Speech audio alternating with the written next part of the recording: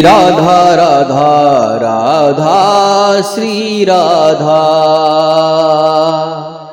राधा राधा जय श्री राधा राधा श्री राधा श्री राधा राधा राधा श्री राधा श्री राधा राधा राधा श्री राधा। श्रीमद् भागवत महापुराण का प्रथम स्कंद का प्राण बोल सकते हैं। प्रथम स्कंद का प्राण, इसलिए इसको जरूर सुनना चाहिए हर प्राणी को, हर भक्त को, हर मानव जाति को। बहुत ही महत्वपूर्ण यहाँ पर दिया गया है बात। 10 मिनट लगेगा, इसको कृपया करके जरूर सुनना चाहिए। हमने पहले मानसिक दृष्टि से देखा कि परीक्षित जी को शाप मिल गया। 7वें दिन परीक्षित जी को तक्षक नाग के डसने से मृत्यु हो जाएगी। अब यहाँ पे मुख्य बात क्या है, परीक्षित जी सोच रहे हैं कि बहुत अच्छी बात है यह जो मुझे शाप मिल गया, शायद परम परमात्मा ही उस ऋषि के वेश में आकर के या ऋषि के मन में बस करके मुझे शाप दिलवा रहे हैं, क्योंकि मैं राजा होकर के स्त्री धन और राजकाज में इतना फंस गया था कि परम परमात्मा की तरफ ध्यान ही नहीं दे पा रहा था। और भगवान यदि किसी के ऊपर कृपा करते हैं तो सब कुछ छीन लेते हैं, संतगढ़ ऐसा कहते हैं। तो यहाँ पर राजा परीक्षित जी भी ऐसे ही कुछ सोच रहे हैं कि बहुत अच्छा हुआ भगवान, अब मेरी अवस्था भी हो रही है, मुझे यह सब छोड़ना भी है, मेरा उम्र भी हो रहा है, तब निश्चय ही मुझे यह जो भी माया रूपी, यहाँ तक कि शरीर का मोह भी, स्त्री पुत्र धन राजपाट प्रजा सब का मोह मुझे छोड़ना ही था।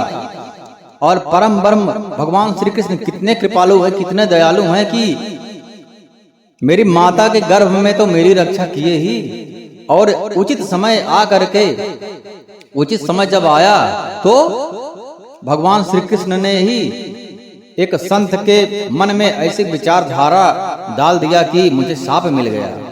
और संत का ऐसा स्वभाव कभी नहीं होता है कि किसी को शाप दे, परंतु उस समय श्रृंगी ऋषि के मन में ऐसा विचार आ ही गया, क्रोध के वशीभूत हो करके, क्योंकि उसका एक माध्यम था, उसका एक कारण था।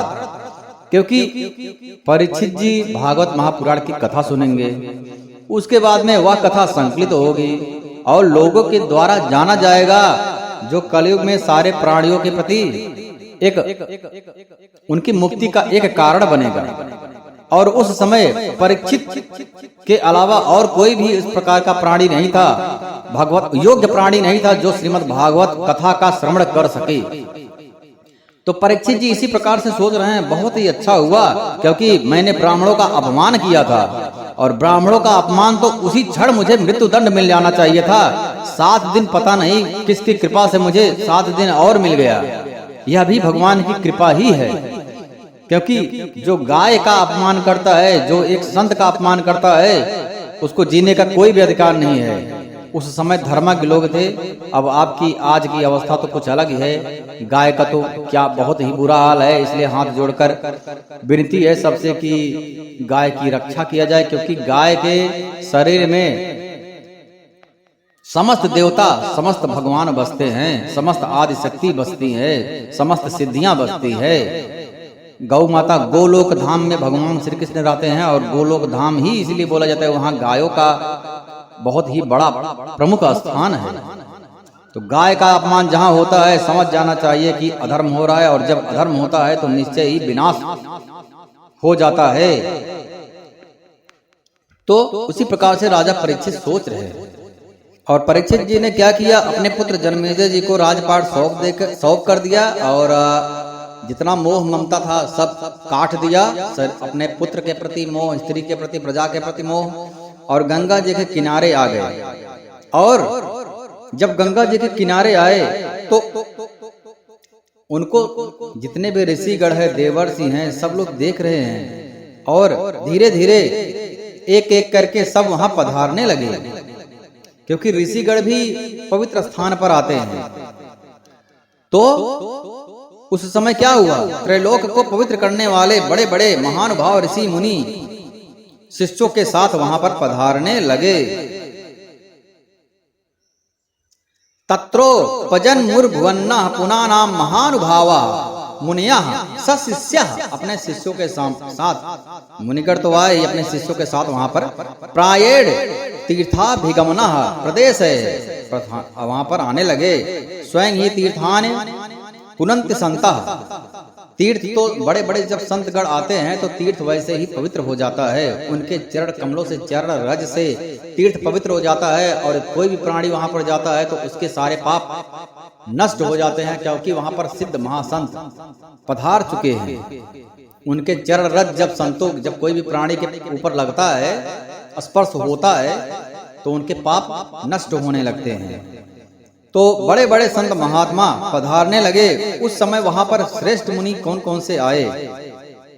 अत्रि, वशिष्ठ मुनि, च्यवन मुनि और शरद्वान, अरिष्टनेमि, भृगु, अंगिरा, पराशर, विश्वामित्र, परशुरामा, उतथ्य, इंद्र प्रमदः, इत्तमवाद, मेधातिथि, देवल, अष्टिखेड़, भारद्वाज, गौतम, पिप्लाद, मैत्रेय और वह कवखा, अगस्त्य मुनि, भगवान व्यास जी स्वयं आए और नारद जी भी आए।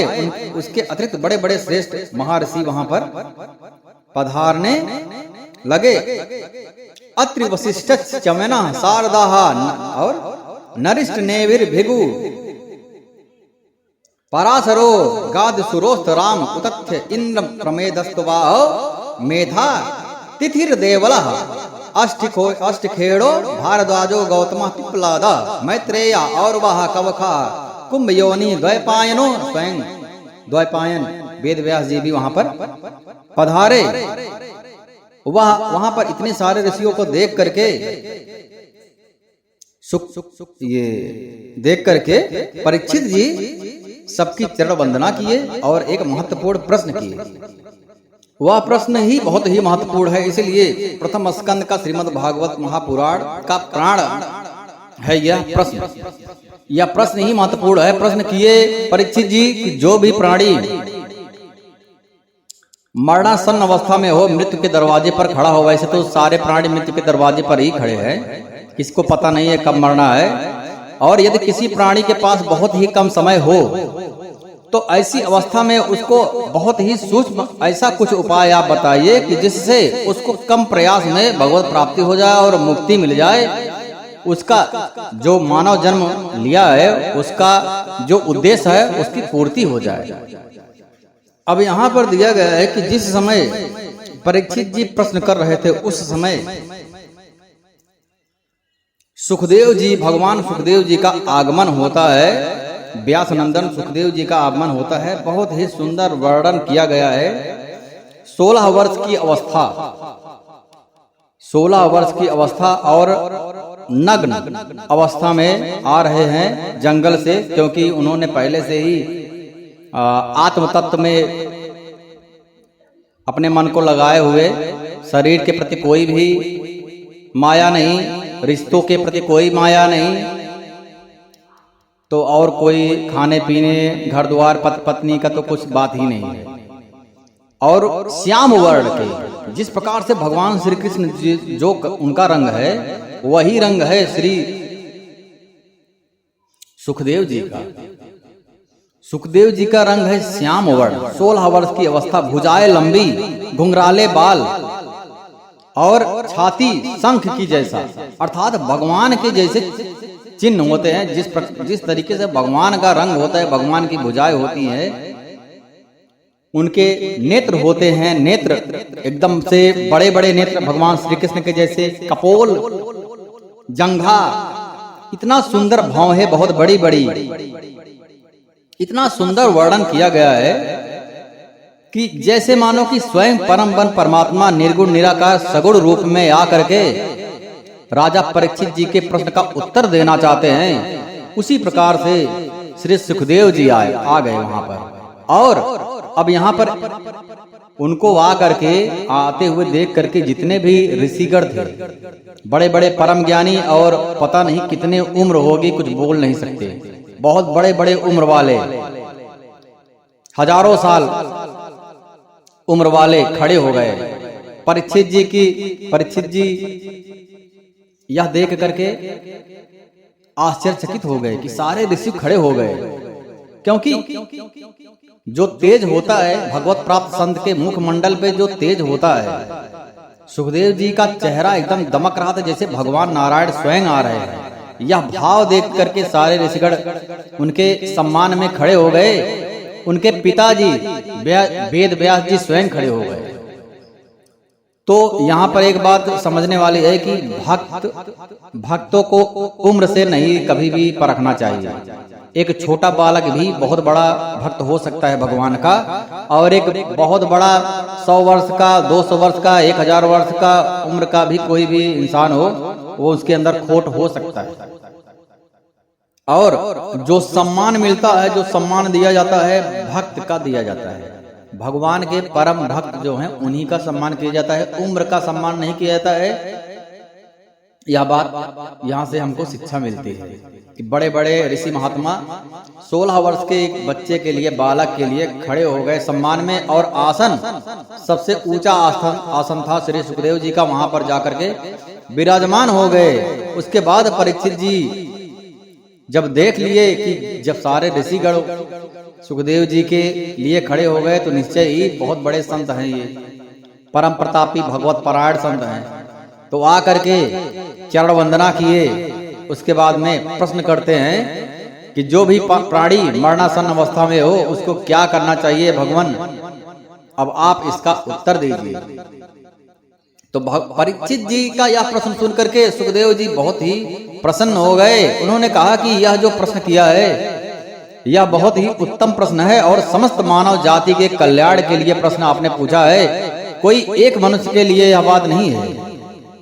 इसलिए प्रश्न यदि पूछा जाए वह भी उपयुक्त प्रश्न पूछना चाहिए, ऐसे ही मुंह उठा के नहीं पूछना चाहिए। जिस प्रश्न से समस्त प्राणियों का, मानव जाति का कल्याण हो, वही प्रश्न पूछना चाहिए, वही कार्य करना चाहिए, जिससे देश का विकास हो और मानव जाति का भी विकास हो, और अंततोगत्वा जो परम लक्ष्य है, परम उद्देश्य है मानव जाति का, वह प्राप्त हो सके।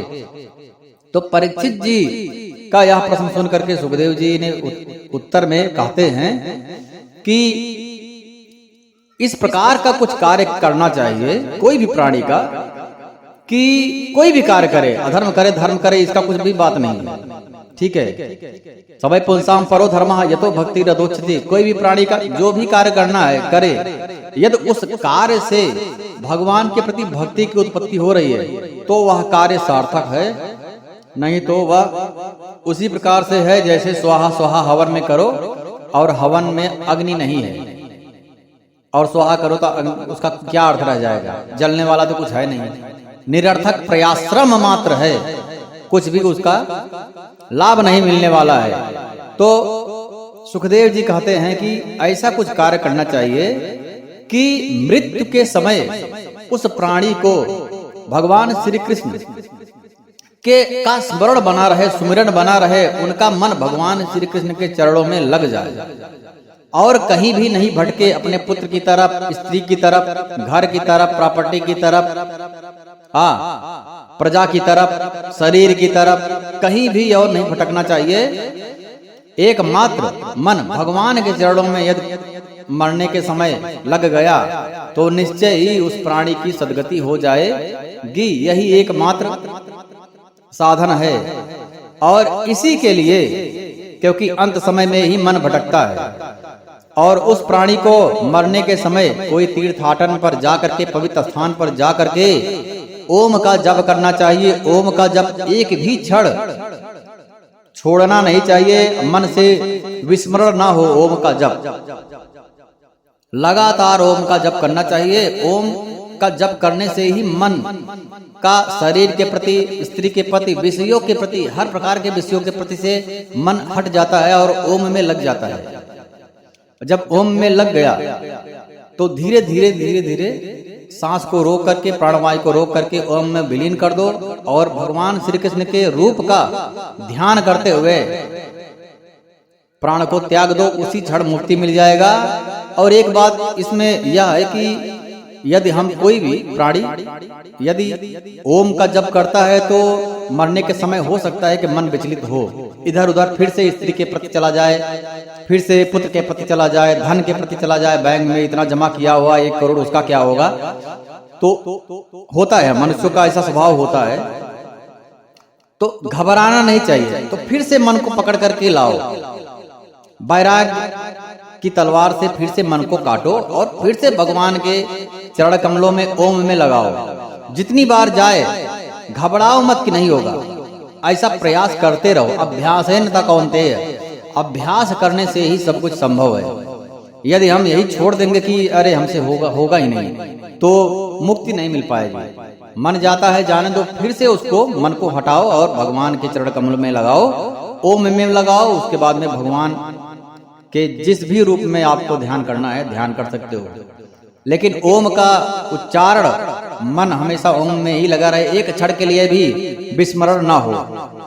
यह सुखदेव जी ने बताया और उसी के लिए सुखदेव जी ने कहा कि मैं आपको भगवान श्री कृष्ण की लीलाओं का कथा सुनाऊंगा, प्रेममयी भक्तिमयी रसमयी लीला का कथा सुनाऊंगा। उसका नाम है श्रीमद् भागवत कथा, जो मैंने अपने पिता कृष्ण द्वैपायन वेद व्यास जी से सुना। मेरी भी रुचि निर्गुण निराकार में है, परंतु मैंने जब भगवान अपने पिता वेद व्यास जी से सगुण रूप भगवान श्री कृष्ण की लीला का गुणगान सुना, तो मैंने वह पूरा श्रीमद् भागवत महापुराण अपने पिताजी से सुनना चाहा। मुझे बहुत आनंद लगा, बहुत ही अच्छा लगा, बरबस ही खींच लिया मुझे भगवान श्री कृष्ण की लीला।